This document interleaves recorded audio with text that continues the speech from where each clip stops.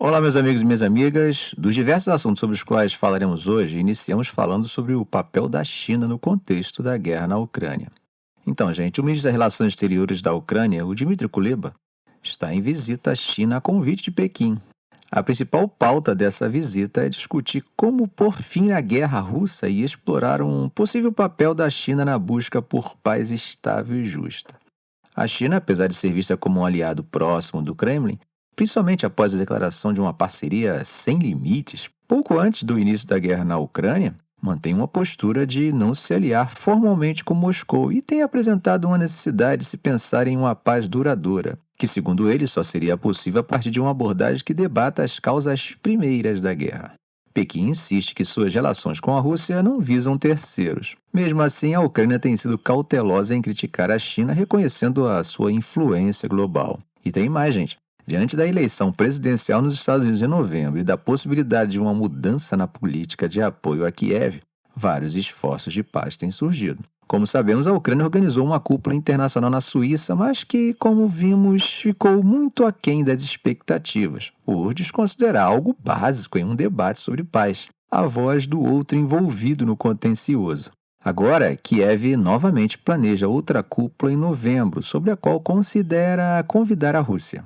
Vocês devem lembrar que a China, junto com o Brasil, apresentou um plano de paz de 6 pontos que reforça a necessidade de uma conferência internacional. No entanto, ao contrário da conferência na Suíça, afirma a necessidade de ser reconhecida por ambas as partes e não apenas por uma. Enquanto isso, gente, na Europa, a posição da Hungria tem gerado muitas controvérsias.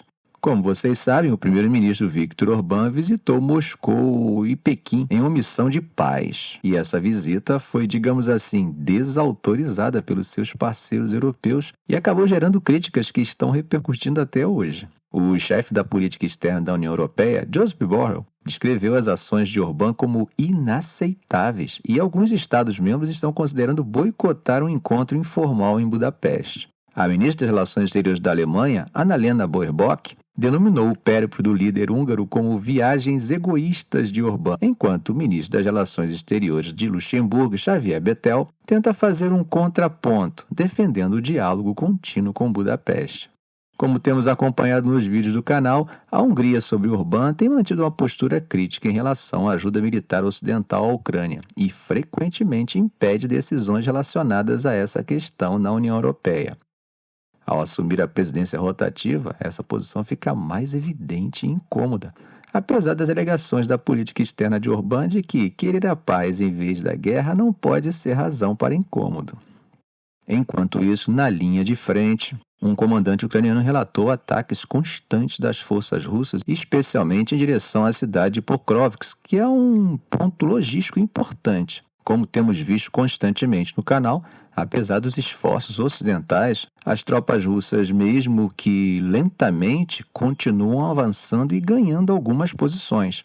A Ucrânia, como temos visto, tem intensificado seus esforços de mobilização, com convocações sendo feitas até mesmo nas ruas. Além disso, nos últimos dias, Kiev tem recebido suprimentos de artilharia ocidental e autorização para usar armas ocidentais para atacar dentro do território russo, algo que anteriormente era proibido. No entanto, gente, mesmo com essas atualizações, Kiev ainda enfrenta desafios. A região de Pokrovsk é importante devido à sua localização estratégica em interseções de estradas e ferrovias. Combates intensos também ocorrem perto de vilarejos e cidades estratégicas como Krasnohorivka e Chasiv-Yar. Para vocês terem uma ideia da intensidade da ação russa nessa região, as forças russas realizaram 39 ataques na região de Pokrovsk em 24 horas. Isso de um total de 117 ao longo de toda a linha de frente. Bom, gente, atravessando o Mediterrâneo, hoje, segunda-feira, o primeiro-ministro de Israel, Benjamin Netanyahu, afirmou que Israel continuará sendo o aliado mais forte dos Estados Unidos no Oriente Médio, independentemente de quem for eleito presidente em novembro. Ele fez essa declaração antes de embarcar para Washington, onde está programado para discursar no Congresso dos Estados Unidos. Essa visita é a primeira de Netanyahu ao seu mais importante aliado internacional desde que ele retomou o cargo para um 6º mandato recorde no final de 2022. No entanto, a viagem está sendo ofuscada pela decisão do presidente Joe Biden de não buscar a reeleição. Netanyahu afirmou que pretende agradecer a Biden por tudo o que fez por Israel ao longo de sua carreira e discutir questões cruciais como a libertação de reféns israelenses em Gaza, a derrota do grupo islamista palestino Hamas e o enfrentamento do Irã e seus aliados na região. Existe uma reunião provisória com Biden planejada para amanhã, terça-feira, caso o presidente de 81 anos tenha se recuperado da Covid-19. O discurso de Netanyahu no Congresso está agendado para quarta-feira. Ele comentou que dirá aos seus amigos em ambos os lados do Congresso que, independente de quem o povo americano escolher como seu próprio presidente, Israel vai permanecer como um aliado indispensável e forte dos Estados Unidos no Oriente Médio. Veja o que ele falou. Em tempos de guerra e incerteza, é importante que os inimigos de Israel saibam que a América e Israel estão unidos hoje, amanhã e sempre. Ele destacou também que deseja ancorar o apoio bipartidário, que é tão importante para Israel. Após meses de relações frias com Washington, devido à condução da ofensiva de Israel em Gaza, a visita oferece a Netanyahu uma plataforma para tentar redefinir as relações com os Estados Unidos. Seu discurso no Congresso deve focar na coordenação das respostas israelenses e americanas à situação volátil no Oriente Médio, onde existe um perigo crescente de o conflito em Gaza se espalhar para um conflito regional mais amplo. Diferente de um discurso confrontacional que Netanyahu deu ao Congresso em 2015, quando criticou a busca de Barack Obama por um acordo nuclear com o Irã, o que se espera é que dessa vez a abordagem seja mais conciliatória. Como temos visto, Israel tem enfrentado pressão dos Estados Unidos para retomar as negociações políticas com os palestinos, além de uma ameaça americana de suspender o fornecimento de armas, o que tem alimentado a percepção em Israel de que os laços com Washington enfraqueceram sob o governo de Netanyahu.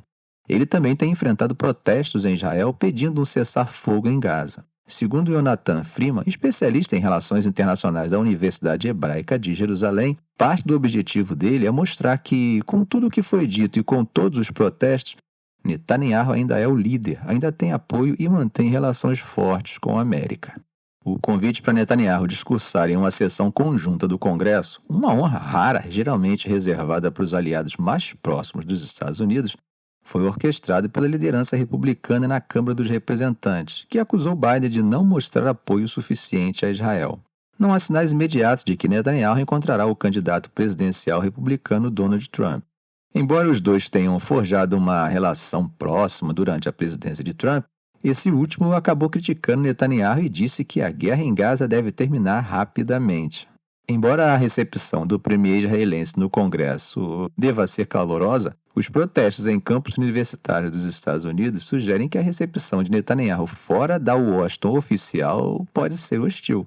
Ativistas contrários à ofensiva de Israel em Gaza e o apoio de Washington a Israel planejam protestos no Capitólio na quarta-feira. A polícia espera um grande número de manifestantes e está fazendo arranjos adicionais de segurança, mas não há ameaças conhecidas. Como nós temos visto nos vídeos do canal, Israel tem estado isolado internacionalmente devido à sua campanha em Gaza, que as autoridades de Gaza dizem ter matado quase 39 mil palestinos, a expansão da construção de assentamentos na Cisjordânia ocupada e aos ataques de colonos judeus contra palestinos.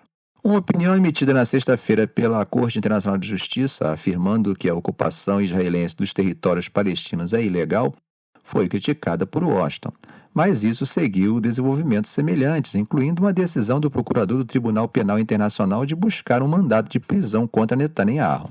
Em Israel, Netanyahu enfrenta crescentes apelos por um acordo que interrompa a luta em Gaza e permita o retorno dos 120 reféns, ainda mantido pelo Hamas. Netanyahu tem resistido à pressão por um inquérito sobre as falhas de segurança antes do ataque de 7 de outubro a Israel, no qual 1.200 pessoas foram mortas e mais de 250 sequestrados para Gaza. Pesquisas de opinião mostram que a maioria dos israelenses o responsabiliza e votaria contra ele se as eleições fossem realizadas.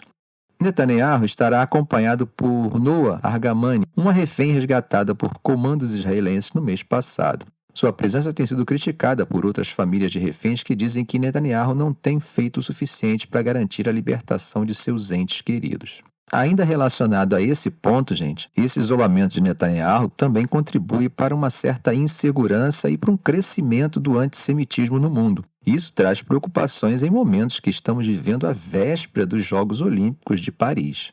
Devido a isso, os atletas israelenses receberão proteção 24 horas durante as Olimpíadas de Paris, e isso foi o que anunciou o ministro do Interior da França após um legislador da extrema esquerda dizer que a delegação de Israel não era bem-vinda e pedir protestos contra a sua participação. Os jogos começam na sexta-feira, em meio a preocupações pronunciadas de segurança em um momento de tensões geopolíticas bem acentuadas devido à guerra na Ucrânia e em Gaza.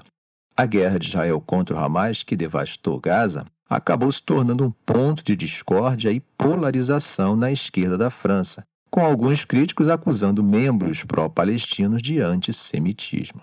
Ficamos por aqui. Se esse vídeo foi útil a você, faça um comentário, compartilhe em suas redes sociais, dê um like. E é claro, se ainda não for inscrito, inscreva-se no canal e ative o sininho. Ok, gente? Um grande abraço do professor Arão Alves.